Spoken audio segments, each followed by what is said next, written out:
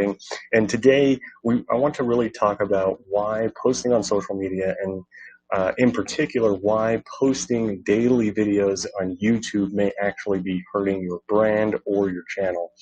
Now, like I said, posting daily on social media is something that you hear a lot of people talk about. They're always talking about how you want to post something. You always want to be in the news feed. You always want to be on people's mind.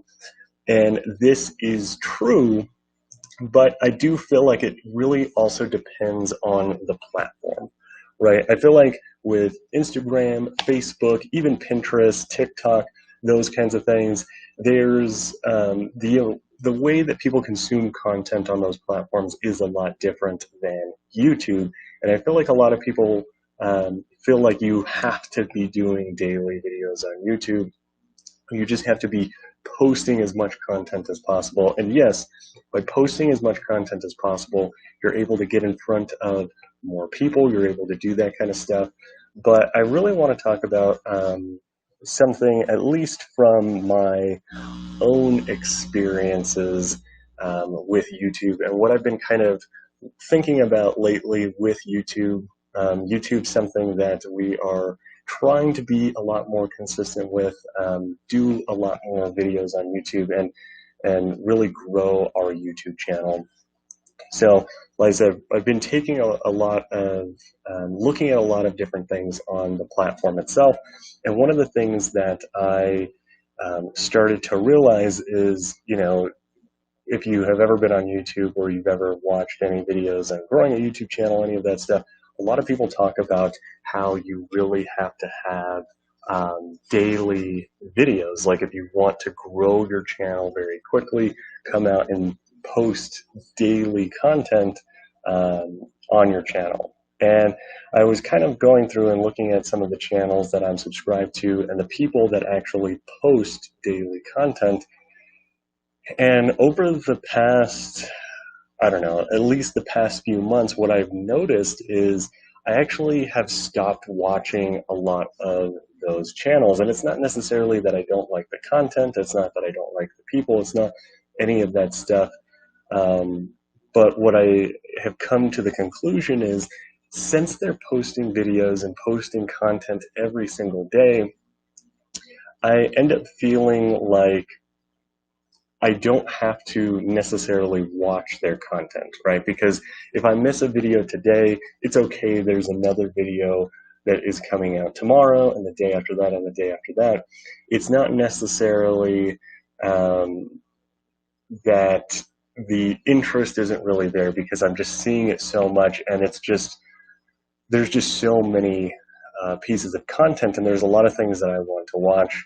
And when it comes to picking and choosing the content that I want to watch, I know that, well, if I don't watch that creator's video today, they'll have another one tomorrow, and it's okay, right? Where if I look at channels that maybe only post 3 times a week, or once a week, or even once a month, and the thing that I found is even the channels that post once a month, those are the channels that I end up watching the most, right? Because a lot of times these channels that are posting once a month, they have content that takes a really long time for them to produce. And the thing with that is, right, these videos could be maybe 30 minutes to an hour long, some of them even over an hour long to watch. But the thing is one is their content is very engaging, and since I only am able to watch it once per month, maybe anytime that I see that they have a new video, I immediately watch it because it hasn't essentially become, I don't want to say dull, but I haven't really become numb to their content because I don't see it all the time, and then the very few times that I see it, I absolutely want to watch it.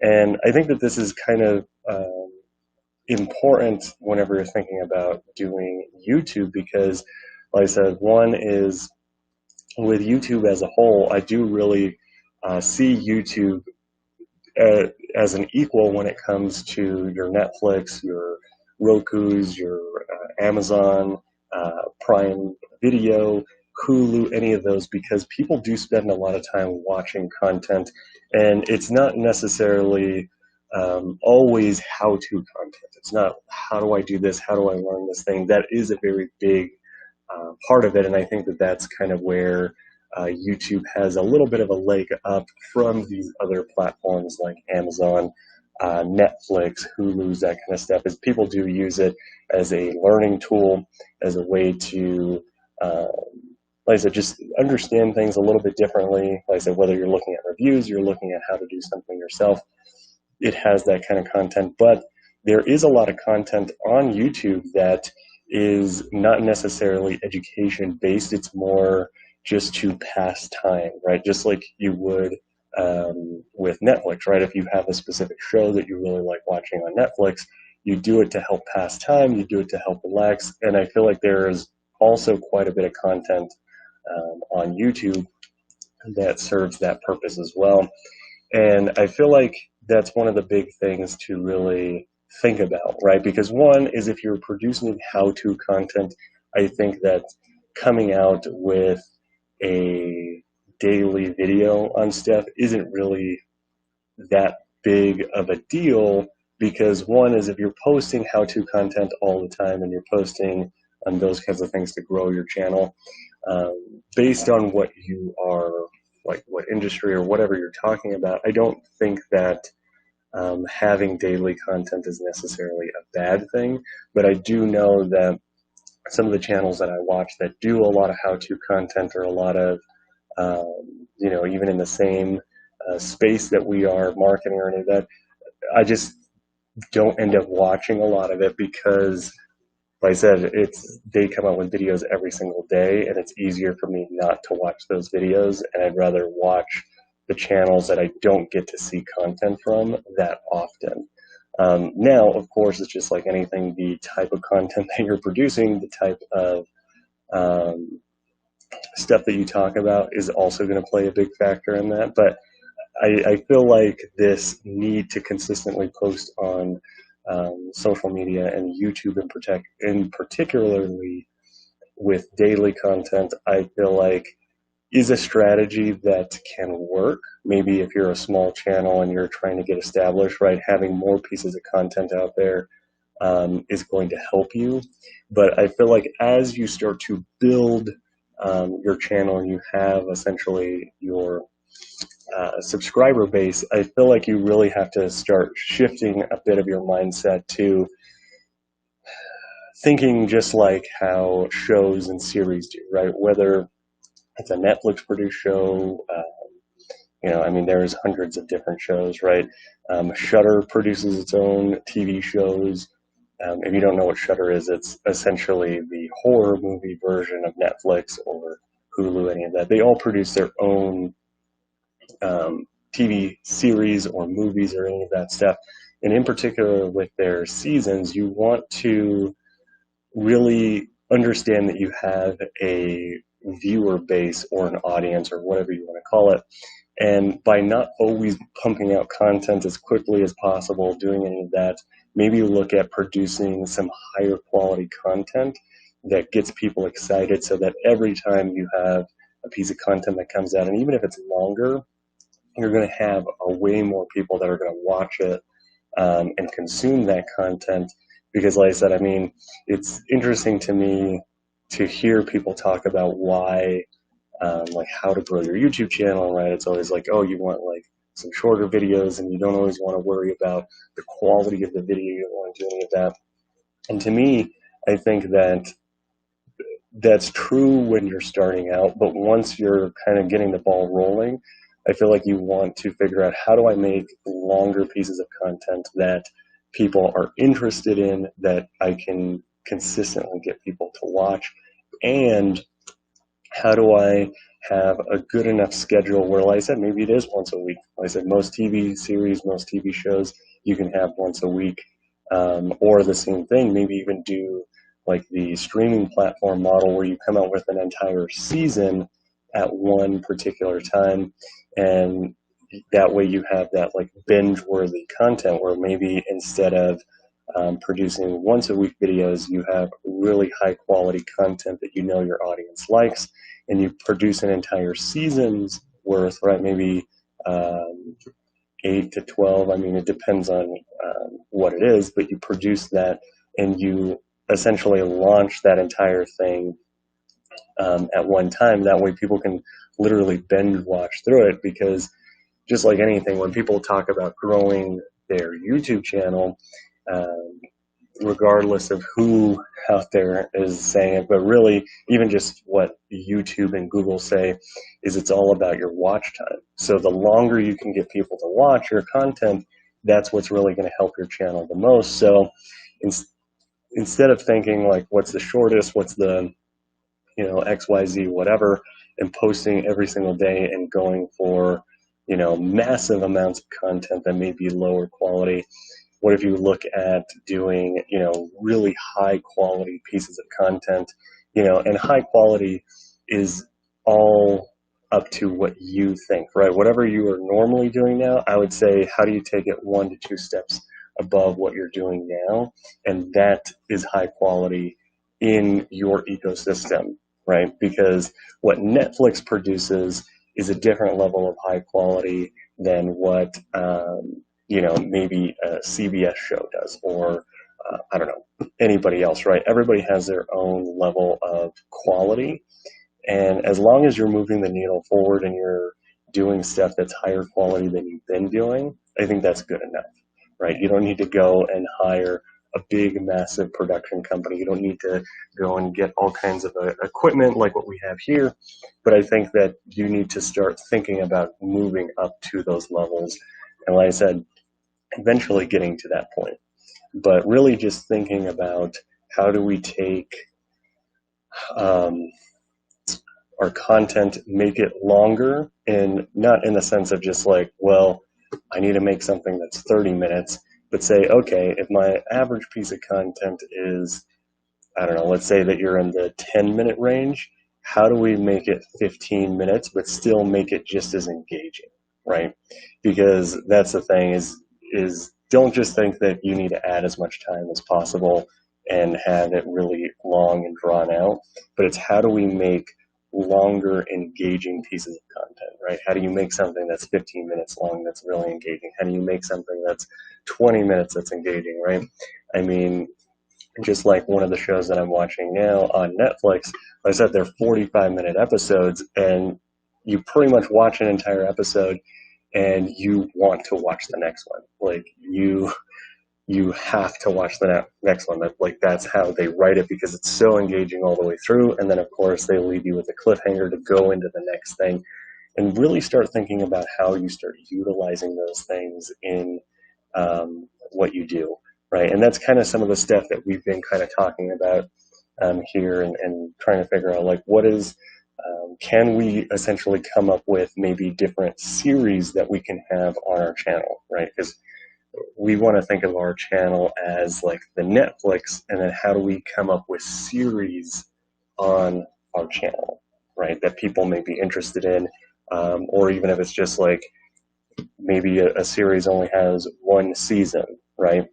And that entire series, though, how do we launch that entire thing? Maybe start off by seeing, like, does it make sense to go 1 episode per week, or should we just launch the entire series and have it as something that people can binge and watch all the way through, and make those things where there's like cliffhangers at the end, so it gets them to watch the next episode, and then it gets them to watch the next episode, instead of always just trying to come up with an episode, or just coming up with a video and then that video is standalone, right? And that's kind of some of the thinking that we've been having when it comes to YouTube. And I mean, obviously, if you've ever looked at our YouTube channel, we don't have that much content out. We do have some, and we've been trying to essentially test a few different things, kind of figure it out, right? Because I think that some of the information that people talk about is good information, but realistically, for me, I think that we're looking at it more as a long-term game, and that's why I'm like, I would rather try to figure out how we do these things and understand the processes behind them, right? Thankfully, going to film school, understanding those things has helped a lot But really, I think that that's been the biggest shift that, at least mindset wise, that I've had about YouTube is how do we make things that we can get people to watch a big chunk of things, right? And like, how do we make a 45-minute episode or a video that gets people to watch all the way through, and then at the end, they're so interested and so hooked on what the next thing is that they watch another 45-minute video, right? Because that in itself is going to help you so much more. And of course, like, I'm not saying that we're going to abandon doing how-to content or any of that kind of stuff, because it is important, and I understand why you do it. But the same thing is, like, once you start building that ecosystem and you have that, like, how do you consistently make sure that the audience that you have, you keep them engaged, right? And of course, it's just like anything, not everybody is going to continuously watch your videos forever, right? You have people that will drop off and you'll get new people as well. But like, how do we do that? So that's kind of been the thing that we have been thinking about, at least with YouTube. Now, like I said, with all the other platforms, I do know that it can be difficult to post regularly on social media. And like I said, I really think that it depends on your brand, because the same thing is, I do want to talk about why posting every single day on social media could be hurting your brand, even if it's not YouTube. And I think that the thing is that feeling that you have to post something every single day, and yes, posting something is going to help you, but on the same hand, as I have seen a lot of businesses that want to post every single day, and they do, but the quality of their content does not necessarily represent their brand. And to me, I feel like I would much rather post every other day, post once a week, and have it really on brand and have it good quality, than just posting a lot of mediocre things that make you seem and look and feel like the other business. Like I said, a good example I would feel like is, so with like mortgage lawyer, or with people that do mortgages, people that are like real estate, and even some in the medical field, dentists, they all have these very generic posts that, like, anytime you go to a Facebook page that's for a dentist office, they all have very generic posts, right? It's like 5 ways of why to be healthy, and it's some random stock image that has nothing to do with the people that work there, and it's just very generic. And to me, I feel like that hurts your brand so much more, because to me, whenever I look at that, I feel like you as a company, essentially your products and services are generic, right? There's nothing in them that it makes me excited. There's nothing, any of that stuff. And to be honest, like, as a dentist's office, I don't necessarily think you're going to see that much value in posting every single day. One is, I will go and I may like the dentist's office that I go and get my teeth cleaned, but to be honest, I don't wake up in the morning saying, man, what is my dentist posting on social media, right? And I think that that's sometimes one of the things that we have to realize is not everybody is going to be super interested in what you do, right? And I think that that's where you may need to shift your thinking of who your audience is, and how, like, what are the things that you can post that are going to be most relevant to them and somewhat relevant to your business, right? Because the same thing, like with mortgages and stuff, like going and getting a mortgage, I don't really wake up every single day and think, man, what is the company that I have my mortgage through, what are they posting on social media? What thing is so interesting about mortgages that I need to know right now, right? When people are going to get a mortgage, or people need their teeth cleaned or teeth whitening, any of those things, they're really going out and doing they're going out and doing research on that kind of stuff. And I think that realistically, where you're probably better off spending your time is actually creating advertisements and running ads versus posting on social media. Like I said, I do think that there are things that you should be posting. One is you should post things that are relevant to, what's going on, right? Like if you're a dentist and now you offer like a laser whitening service, I think talking about that and posting about that makes sense, right? And the same thing is if you're serving a local market, what are the things going on locally that you can be talking about and that you can align yourself with, right? Is there specific events? Is there, I don't know, there's so many things, right? Is there like a really good restaurant that a lot of people go to, right? How do you find ways to align yourself with and posting those things than just coming up with these generic posts about like 5 reasons you need to brush your teeth, right? You need to think about it more in that sense. And like I said, advertising would probably help you way more than spending the time to write those posts and just post them on your page.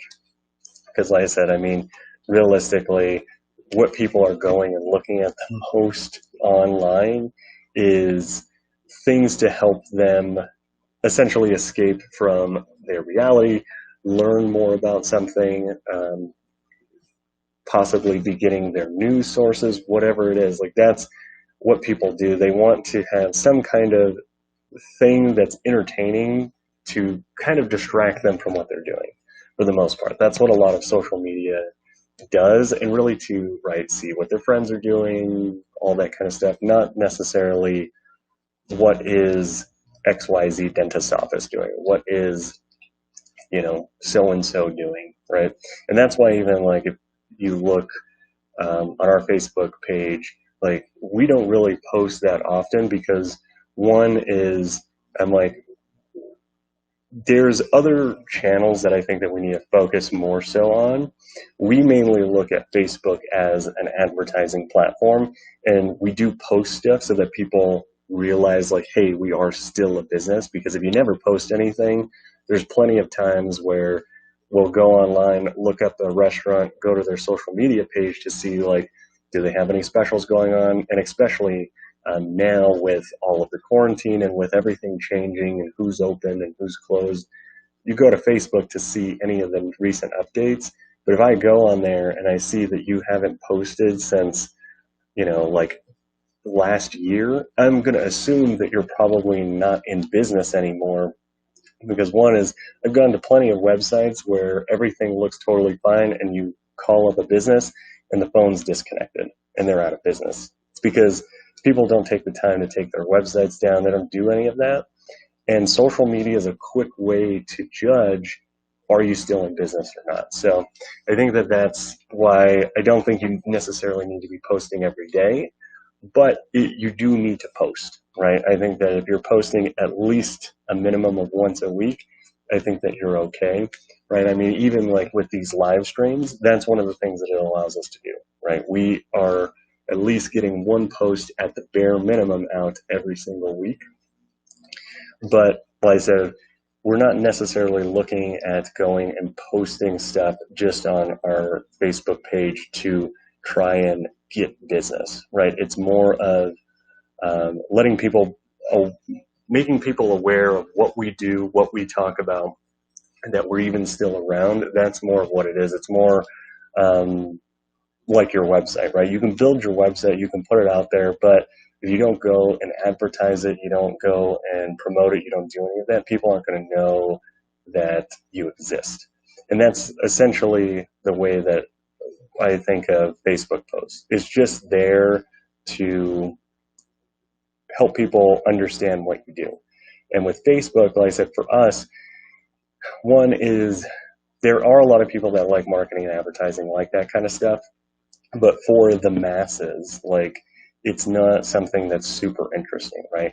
That's why I'm like, if you're a restaurant, I think that you have an advantage because one is you could pretty much every day go and shoot a video on your phone showing the way that you make something and post that, because everyone loves watching things being made, things being put together, right? Not everyone likes watching a video on how to do data analysis for advertising, right? And that's okay. But the same thing is, for us, I would much rather take that piece of content, work that piece of content, and put it on a platform like YouTube, where people are going and searching for those things. Or Facebook, it's not as much, right? The same thing with like Instagram, it's not that much, right? I think that if you're really good at visuals, you're really good at those things, I think that, right, it depends on the platform, you know? And that's kind of been my thought process with social media. Is I don't necessarily think that you need to be posting every single day, right? If you are an influencer and you have a big following and you have a big following on the platform, that makes sense of why you would be posting every single day. But the same thing is I don't look at Facebook and a few platforms as the way that I'm going to go and essentially attract new customers is by posting on the platform. Like I said, YouTube and Pinterest may be the only two that I really consider you can post something and you can start gaining a following because they're search engines, right? YouTube is a search engine, Pinterest is a search engine, but with Facebook, really where we spend the majority of our time on Facebook is actually in advertising. Like I may create a post, but then I'm going to take that post and run that as an advertisement to, grow our sales, do any of that stuff. I'm not necessarily worried about building our following on Facebook to an extent, right? Like that's, at the end of the day, like most businesses, you want to make more sales, and just posting every single day, I know that you can be spending that time a little bit more wisely on essentially just doing advertising, right? Because the amount of effort it takes to write a post is about the same as it does to write an advertisement on Facebook. So if I had to pick the two, I would always pick an advertisement because I know that I can pay money to get in front of our ideal customers when we want and as quickly as possible. Where if I post on Facebook, that post is really only going to show to 2% of the people that actually like and are following your Facebook page. So if you only have 100 people that like your page, you're only going to have, only 2 people are going to see that post. And then based on the engagement from those 2 people, then it will start showing more. But if those 2 people don't do anything, then your post isn't going to get shown anywhere.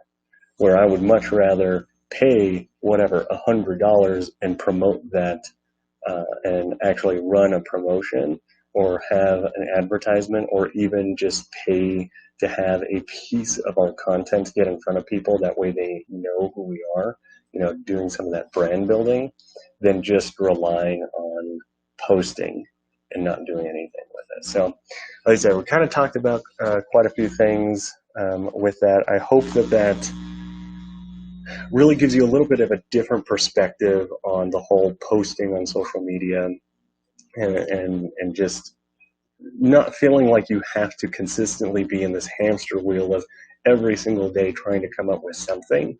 Like I said, really look at your audience, really try to understand the way that what your customer's behavior is, and have realistic expectations with it as well, I feel like. So if you have any questions or comments, please feel free to share those with us, and I'll make sure to answer any questions that you have. But pretty much other than that, that's pretty much everything that I have for today. So if you don't have any questions, then I will go ahead and let you go for today. And don't forget that every single Friday at 2 p.m. Mountain Time, we do these live streams. So if there's anything that you are interested in us talking about, like I said, whether it be in marketing and advertising, business, buyer psychology, any of those things, reach out to us. Let us know what you'd be interested in learning from us, and we'd be more than happy to potentially do a live on that. So other than that, make sure to follow us on Facebook if you're watching on Facebook, and make sure to subscribe here on YouTube to get notified of any other live streams that go out or any other videos that we post. So thanks so much, and I look forward to seeing you next week.